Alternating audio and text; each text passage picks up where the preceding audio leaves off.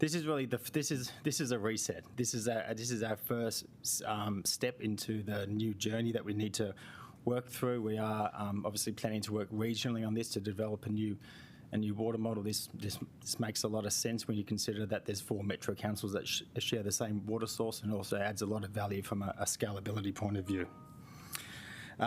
The central government, probably the next key milestone that they have coming up is they are developing a framework that's due out in June. So we have an excellent opportunity, we believe, to establish this teamwork regionally, and hopefully we'll be able to provide some input into their thinking. We'll obviously make sure that we provide this group and the council with all with regular updates. And while there is an oversight governance group and a CE group, I just want to assure the council at the moment that all key decisions are made independently by each council. Okay, I'll just whip into the presentation.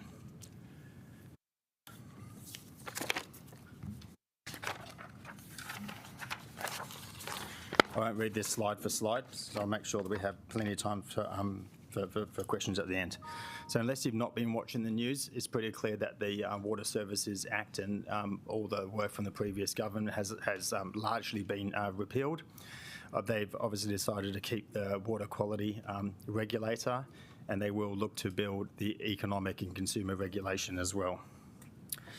The local government, the Minister for Local Government, has given us strong signals that he is looking for councils to work together, and he's asked specifically our metro councils to ensure that we do work together, and all the signals that we can see from the legislation coming forward is that they are strongly pursuing CCO style models. The exact details of that are yet to be determined, but that's something that will come out in the framework halfway through this year. They've got a very aggressive timeline, so they plan to have, the framework will come out halfway through this year, supported by further legislation at the end of the year. And what they're looking for was within a year we should have a plan on what the new water service entity model looks like, and they are looking to have this essentially go live before the next election. So they will be working at pace, let's say. I suppose the key principles that they have been considering is that they want to make sure that there is robust investment and have a sustainable water entity model.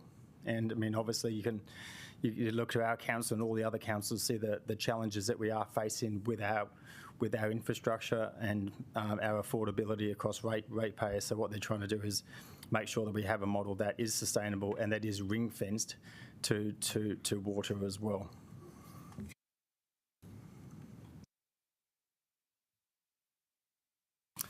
This is pretty much what we have so far from the government. Now, you won't be able to read this, but I've just asked Dem Service to email this out to you, but I'll just give it a quick overview for you. So there's 3 pillars to this. The first one is to repeal the legislation, and that's been completed. The second one is to establish the framework and the transitional arrangements. This is the legislation that is due to come out in. So this is the framework that's due to come out in halfway through this year. So we'll obviously be working quite closely with them as much as we can to help to influence this.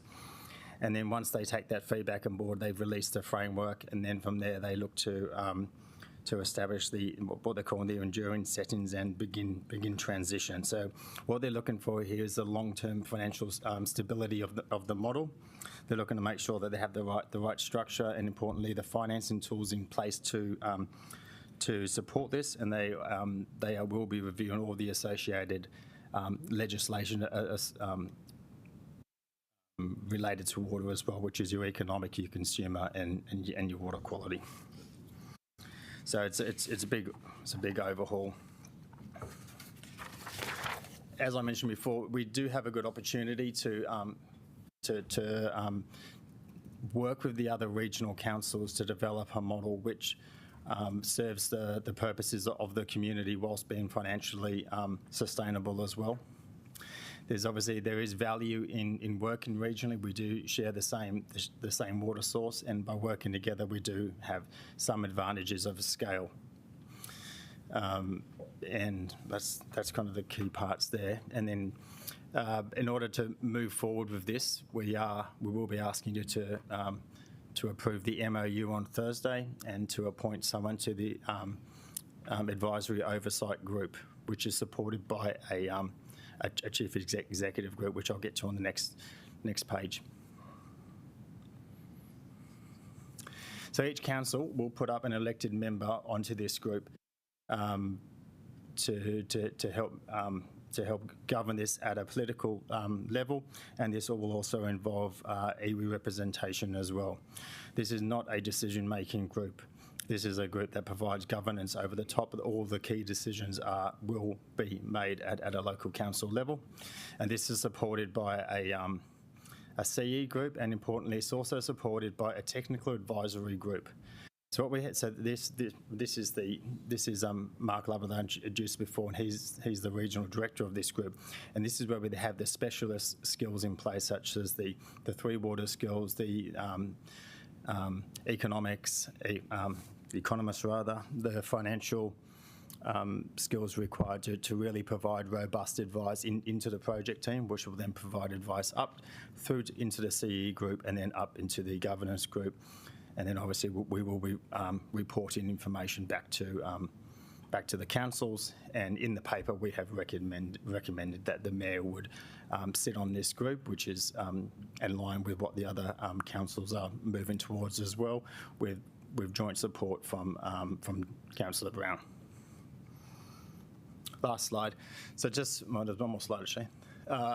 From a process point of view, this has been to 2 councils so far. There were 9 councils that have been asked to consider this. Upper Hutt and Hutt City and Upper Hutt City have already agreed, and then we have to just wait and see how the others form. From our point of view, it's most important that the metro councils do join up, that share the same water source as us. This is the splat diagram of how it all hangs together, and you'll see that there are really strong lines between there are direct and indirect lines there, but the ones that I suppose matter the most for us is to make sure that there's a clear line of sight between the SME, the CE group and the councils, and that it's supported by the core project team and has oversight at the advisory oversight governance group. That's all I was planning to talk through today. Happy to take any questions. Any questions? Oh, wow. Councillor Calvert, then Councillor Chung. Okay, so I appreciate the governance group, but just like with the Wellington Water Board, we were very keen to ensure that we had some engineering advice. Now, I appreciate the officers have said the governance group or advisory board will be supported by technical staff, but I'd really like to understand is why there is potentially no one with engineering or particular water engineering advice on the advisory board. Even I appreciate that no one from the councils will have that. Yeah, so I neglected to mention that the advisory oversight board will be chaired by an independent expert that will help provide oversight. But you don't necessarily need to have someone with engineering experience to. What we're really looking for is an independent chair that has experience in establishing these companies, has utilities experience, understands the regulatory model and how it currently works. Because I think that's one of the challenges we face in New Zealand, because water. You haven't had to operate under tough regulatory conditions from a Three Waters point of view ever.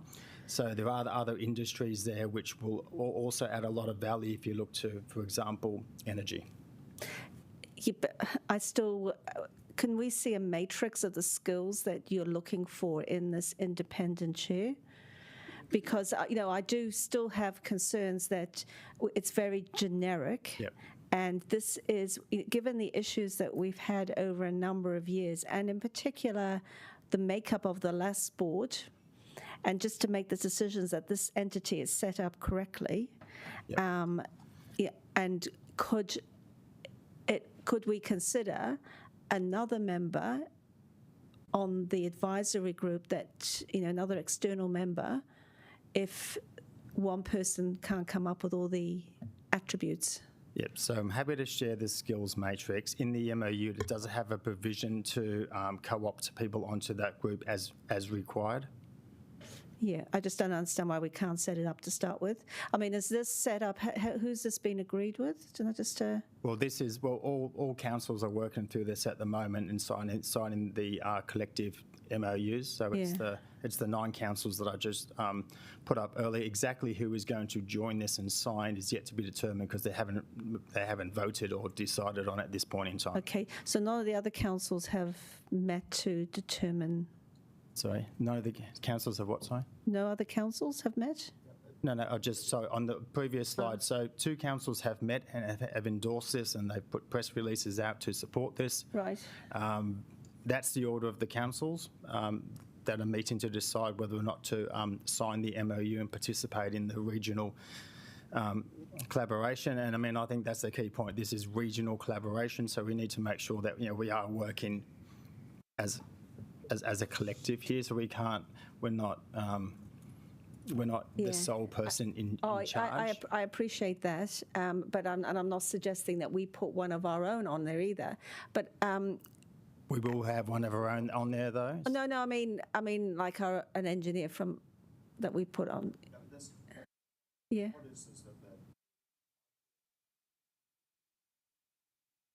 Well, no, isn't it aren't they the ones determining?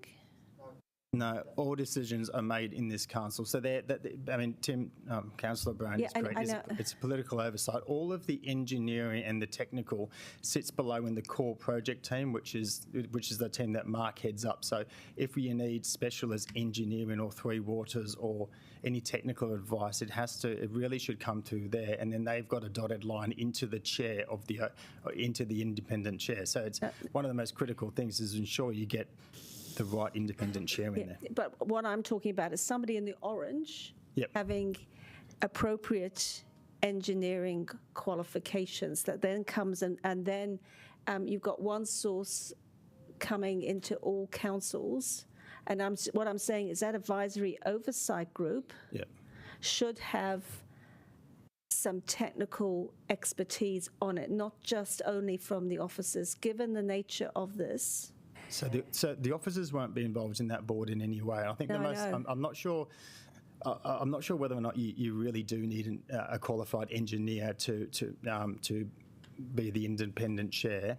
There is a skills matrix. They'll be looking for people who have experience in running large utilities, setting this up, operating between local and central government, private sector experience. I mean, that's probably the core skill set rather than in engineering or an accountancy or whatever the discipline may be. But this is the accountability of the of whoever sits on this group is to work through that and determine what is the appropriate skills that we need and just put someone in there that meets the requirements. I'm happy to send you the skills matrix that when it is developed. Yeah, when it's developed. But the other thing, it's not developed as such, and I'm still not convinced that you're going to get one person with all these skills anyway. So why don't you have, if you can't find one person, why can't there be the opportunity to, I mean, you did say co-op, but I'd like them to be whoever they are, to be a decision, to be providing the advice through to the councils. And I think that's where you need somebody with governance engineering skills, even if it's not in the chair, but it is in somebody else on the... So from a process perspective, Diane, what your opinion or what you'd like to put forward, I mean, this is a decision between 9 councils, so Chris, what might be quite useful is how is this fed back to this without impacting the decision that needs to be made on Thursday? I think just to try and filter this through to whomever. So the question is, I'm really clear. What is the what is the skills matrix required, and how do you ensure that you have enough technical support on the within the advisory oversight group, as opposed to feeding into it? Is that the question? Yeah, well, it's not technical support yet, but it's technical advice, and it's just like any other board that might have, somebody on there with, whether it's I'm not asking for an accountant or lawyer. Yeah. I'm actually asking for somebody with engineering, and if that can't be found, everything that you want externally can be found in one person. Yeah. Whether there's an opportunity to then have another person that might have those skills. Yeah.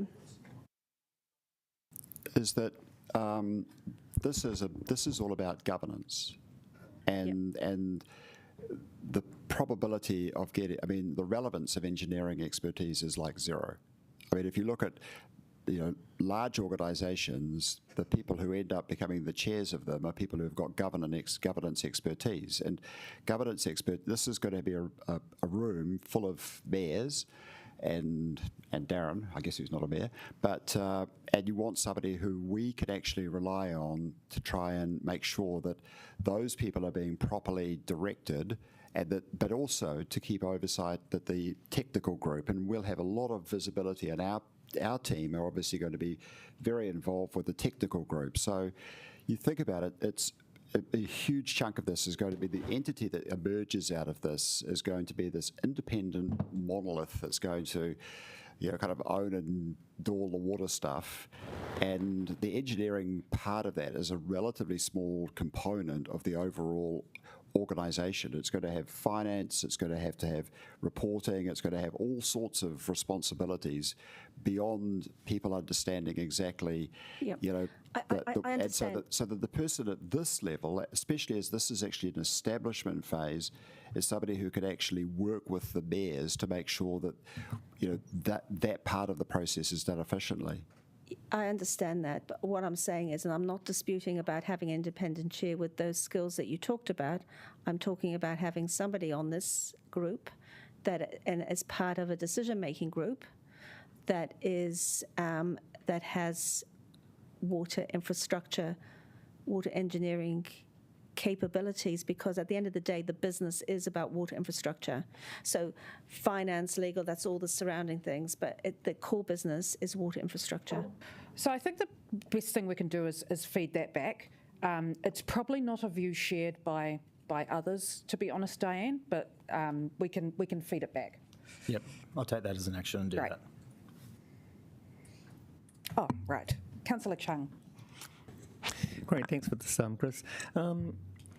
The ALG is, as you've stated here, is not a decision-making group. So, if you're looking at decisions that have been made by or determined by councils, so what happens if there's no consensus amongst this group saying, oh no, I think that doesn't work, or it's biased because South Wairarapa is getting whatever, and so we need to do something different? What strength or what power does the ALG have to say, okay, we haven't reached consensus on what's been presented to us? Yeah. Do they refer this back to the councils again to go back and say, look at this because we don't think this works or something? Well, I mean, I really do think that is the role of the independent chair. So if you have a strong chair on there, there will be many times, I suspect, where consensus won't be reached, and it really depends upon which councils actually elect to join this. Let's call it a movement. Which councils elect to join this? So, I mean, I think that's the role of the chair, but it's also the role of the technical advisory group to make sure that they are putting up robust information that's based on, facts and figures, and good options for this governance group to consider. But it's also worth while remembering that this group is there's also the CE group. So, you have your governance group, which is, there's multiple types of governance, to be fair. So let's just call this, you have your political governance group, then you've also got your CE governance group as well. So I think collectively there should be enough wise heads around the tables so it doesn't reach that point. But naturally, it is politics, and naturally there will be some form of disagreement from time to time, but that's the role of the chair and the role of the CEs to manage that. Councillor McNulty. Suppose while I won't call it our wish list, but things we're feeding back, it's always struck me as very bizarre that we have a water network that doesn't care about city council borders. It's a network. But, you know, we can't see what Upper Hutt are doing, Porirua can't see what we're doing. So it's one of the, I would hope it's supported by most councillors here, principles that we can really push for in establishing this as a full transparency model, because it's silly to really think about our network completely independent. Like, you know, if allocating money up to Upper Hutt can reduce more leakage across the network than in our own network, there's a pretty compelling argument to do so. So I'm wondering if that's something we can put at the heart of what we want to put forward. Yeah, no, absolutely. I mean, transparency across the network makes a lot of sense, and having transparency in the reporting makes a lot of sense too. Deputy Mayor. Yeah, kia ora. I'm just looking at just how we're working alongside our iwi partners and how those conversations are going, and how we will move forward with them also. I knew this. I thought this question might come up. I've actually written it down somewhere. So the CEs of Taranaki, Whanganui and Ngāti Tau will be invited to join the CE group. The details of that, exactly how that is going to work and when that is going to happen, is still obviously TBC until we determine who's actually going to sign the MOU and join our party. But yeah, there's been an active push to make sure that we are involving the right iwi in this process. Councillor Brown. Just as a sort of observation for everyone in the room, I mean, obviously we're on a journey of this process, and we've started off with this collaborative model because we may or may not end up with a regional water company, which means that we will end up effectively, somehow or other, with Wellington City Council potentially owning, let's say, 40% of the resulting business. And God knows what we do with our shares. But I think it's extremely important, and this kind of goes to Ben's point. I mean, if we're actually trying to do the best for Wellington City residents, I think that should be an absolute priority out of this process. And so I, for one, am not particularly keen on having Wellington City residents subsidising residents of other parts of the region. And I think one of the things that we've got to actually... I'm just sort of raising the point in terms of that, you know, we have a water business, obviously. We have a whole bunch of water assets, which I think have got a replacement value of about $7 billion. We've got a large amount of debt against those assets. In a theoretical sense, what we're actually contemplating here is the transfer of some part of those liabilities and those assets into a jointly owned company, which will be independent of the City Council. And the others will all be looking to transfer theirs in as well. And then for some version of what we now have as Wellington Water Limited to actually continue with the operation of that business. Now, obviously, I'm going to give you 30 seconds, Tim. there's a lot for us to consider as we go along this process. So I think it's very important that we don't have a predetermination about how we want this to be run or set up or anything, because we're going to I hope we're going to be given the opportunity to make a lot of decisions on behalf of Wellington City residents through this process. And it could end up with something dramatically different being the outcome as opposed to a regional water company of the form contemplated here. We've got to give this our best shot, but we've got to make sure that there is definitely some plan Bs that we're also thinking about. Thank you. Councillor Free. Yeah. I just wondered where the board structure of Wellington Water actually fitted into this model. You know, and Tim has alluded to the fact that there could be a bigger entity, would it have its own board, or is that just gone now? So I didn't really mention this before, but the development of this new model, whatever it may look like, is being organised and run by the council. So Wellington Water aren't at the table of this. However, they will provide us information as required. It's probably a bit too early to speculate on what the governance structure would look like. But you would imagine that if you were setting up a new entity today, it would have a similar structure as most mature utilities across New Zealand, with a professional services board sitting over the top. Because I think one of the issues has been that there's been an oversight. We've got a political oversight group now, and we've got a board. And I know we've had feedback in the course of asking questions of Wellington Water and other questions that it's really confusing as to who's got the ultimate authority to direct the company. So for clarity, this is a transitional structure, really. This isn't what the final one would look like.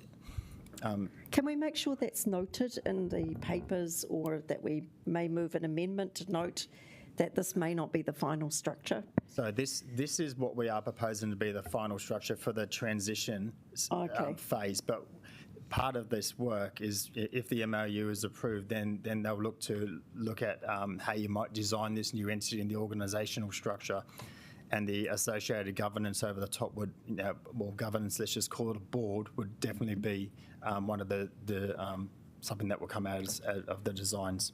So if this is a transitional structure, what's the kind of time frame that we might be thinking about? When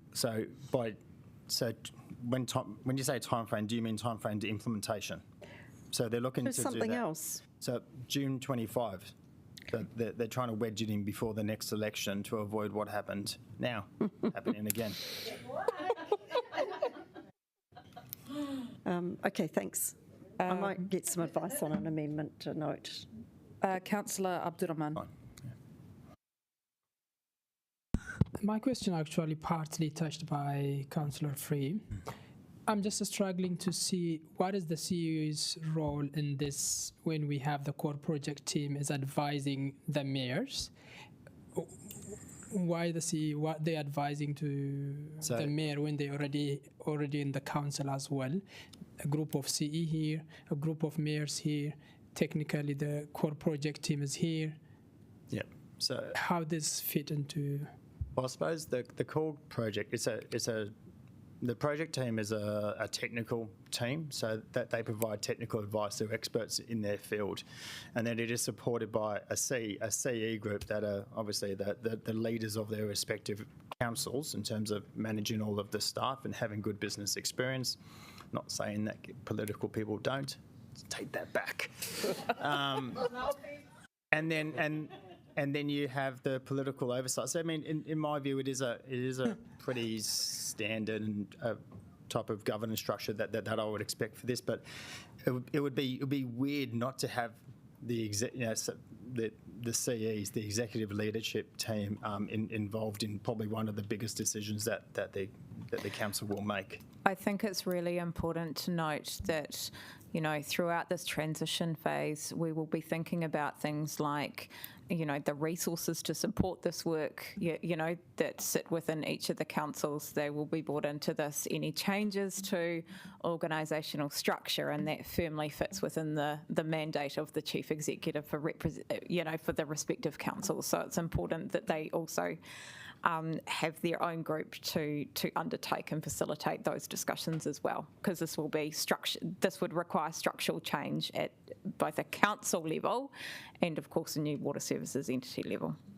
Yeah, I think that's really good. But what I'm trying to understand is the political side of it. Mayors, they can't make any decisions, and all what they're doing is advising. What kind of decision does he make by being part of that structure?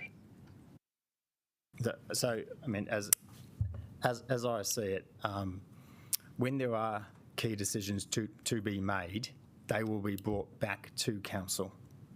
Yes. So the CEs are there to help shape it. They help to. So, for example, if a few different model options was presented to the CEs, and then they would provide their input to help shape what that option looks like, and then it will come back to the actual council for any key decisions. So are we establishing like a board, something? I'm just trying to figure it out, to be honest with you. I'm just like, I don't really see it, how all these different things fit into it. If we're establishing an agency, how structurally you're putting how the hierarchy of policy making and decision making factored into it when mayors who are sitting in that table or in that structure have no power of making decisions. Yeah, I mean, it's a governance, it's a common governance set up for an establishment group. So the detailed policy decisions will be, and the analysis will be happening in the core project team and also at the associated councils as well. And then all key decisions come back. So this isn't the governance, this is not what the new entity, if there is a new entity, will look like. This is basically the governance to work through the different options and to get us to a decision to align with the local water done well policy. So the councils, our council has been asked to do all that we can to align to the direction of the government, and this is the first step on that. So I'm afraid I don't have all the answers today. I think I see where you're trying to get to, Councillor. So we have our political advisory group, and if I were to approach it in a similar way to the Wellington Water Committee, so there's all the CEEs are to the side, and they discuss things in the same way that the mayors would, but what the mayors need is the advice from their CEs from an operational perspective, if things can proceed. Before we bring it back to council. So it's kind of in an advisory role in a way, because they are the decision makers for the operations. Yeah, so I found it really helpful to have, say, Barbara behind me when I'm at Wellington Water, because I can go, is this even possible, before I input into a discussion with the region. Does that make sense? My only point would be, Mayor, is we've been struggling during Let's Get Wellington Moving, where we have the CEs getting involved and they got a lot of insight, they got a lot of power, and where as elected councillors we don't know much of what was happening. Oh, and totally. I'm not sure in this case if that is the case. I'm just saying. Okay. Totally. It's different to that setup. So, yeah, I totally hear you, but this would be quite different. Councillor Pennant. Thanks. I just thought this was going to be a short conversation. So just to double confirm, this is optional, it's not transitional, we're just looking at some options. Correct. Right, so that's all good. And I guess as part of this is, I guess my concern is around amalgamation through, if assets are transferred into one entity. So is that broader governance issue, will that be a little bit on the table? I think that's probably jumping quite a few steps down the track when this is part of the transitional and actually creating a framework to work together to bring decisions to come back to this council to decide, how it wants to approach things.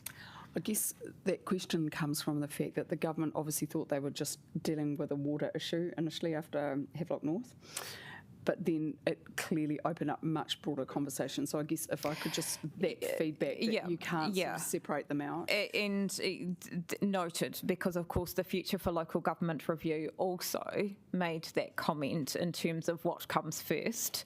Do you discuss local government and the size and scale and function of local government, or do you deal with water reform? And it's a bit chicken and egg. Yeah, no, acknowledged.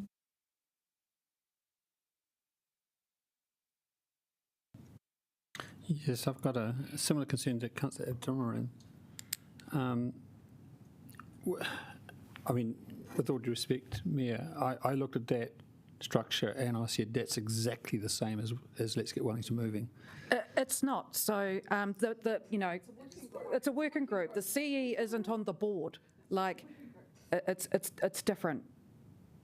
Well, I mean, I wasn't thinking of it in those terms. I was more thinking of that as a councillor and the frustration of understanding what was happening inside the project, working sort of through this sort of indirect governance process. I just raise this because there is a governance issue that needs to be addressed with managing our water infrastructure.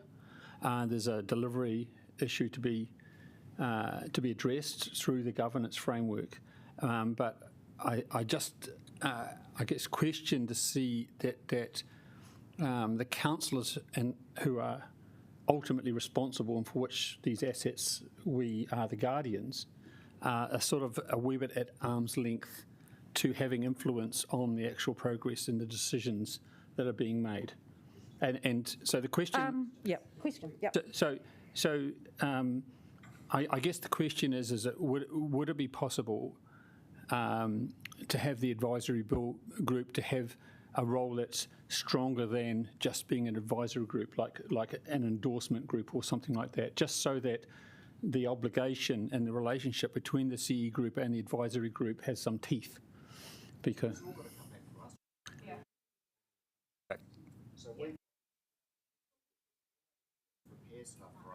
Microphone. The microphone. But yeah, look, it is going to come back to us, but so did Let's Get Wellington Moving. And that was an incredibly frustrating process with a large amount of lack of information and very superficial, I thought, analysis presenting to us as councillors. Yeah, I think we are heading into debate now, so kind of like the comments from before, we take your point, just I don't think that's shared by the teams that have been involved in the design of this. So again, this is merely a transitional governance group to help inform the setup of a future entity or CCO. We're not decision makers. We would bring that back to every regional council. There are in my view, huge differences between the way this was set up and Let's Get Wellington Moving, which has been disestablished, and we know it wasn't overly effective. But I think we're starting to overthink some things here. It'll be alongside the Wellington Water Committee, and that's still progressing and that's starting to improve. This is needed without Wellington Water to progress toward a new model. Talking about it as a transitional thing sounds like there is a predetermined outcome. It's just a working group. It's a working group. Okay. A suggestion, trying to be helpful. People can bring amendments if they would like the people on the group to consider some things, maybe. Yeah. There you go. Okay, Councillor O'Neill. Kia ora, thanks, Chris. My main question is around the SME group, in particular the iwi input group. We know that it's a strategic goal of our council to uphold a strong relationship with mana whenua partners, and a part of that is giving effect to their interests in water. How can we as a council advocate within the structure for greater iwi and mana whenua input and water decisions?